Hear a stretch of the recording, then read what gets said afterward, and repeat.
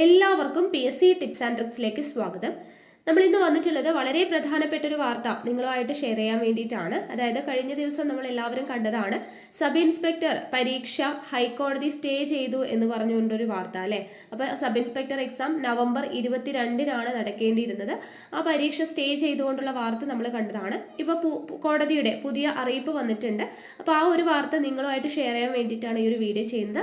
അപ്പോൾ മാക്സിമം പേരിലോട്ട് ഈ വീഡിയോ ഒന്ന് ഷെയർ ചെയ്യാനായിട്ട് എല്ലാവരും ശ്രദ്ധിക്കുക കേട്ടോ. അപ്പോൾ ഇപ്പോൾ വന്നിട്ടുള്ള പുതിയ അറിയിപ്പ് ഇങ്ങനെയാണ്: സബ് ഇൻസ്പെക്ടർ പരീക്ഷയിൽ മാറ്റമില്ല. അതായത് പോലീസ് സബ് ഇൻസ്പെക്ടർ തസ്തികയിലേക്ക് 2022 നവംബർ 22-ന് നടത്താൻ നിശ്ചയിച്ച PSC പരീക്ഷയിൽ മാറ്റമില്ല. പരീക്ഷ സ്റ്റേ ചെയ്തുകൊണ്ടുള്ള കേരള അഡ്മിനിസ്ട്രേറ്റീവ് ട്രൈബ്യൂണൽ വിധി ഹൈക്കോടതി റദ്ദാക്കി എന്നുള്ളൊരു പുതിയ വാർത്തയാണ് നമുക്ക് ലഭിക്കുന്നത്. അപ്പോൾ സബ് ഇൻസ്പെക്ടർ എക്സാം മാറ്റും എന്നുള്ള രീതിക്ക് ആരെങ്കിലും പഠനം സ്റ്റോപ്പ് ചെയ്തിട്ടുണ്ടെങ്കിൽ സ്റ്റോപ്പ് ചെയ്യരുത്. നിങ്ങൾ നല്ല രീതിയിൽ തന്നെ പഠിച്ചേക്കുക. ഇനി ദിവസങ്ങൾ മാത്രമേ ഉള്ളൂ.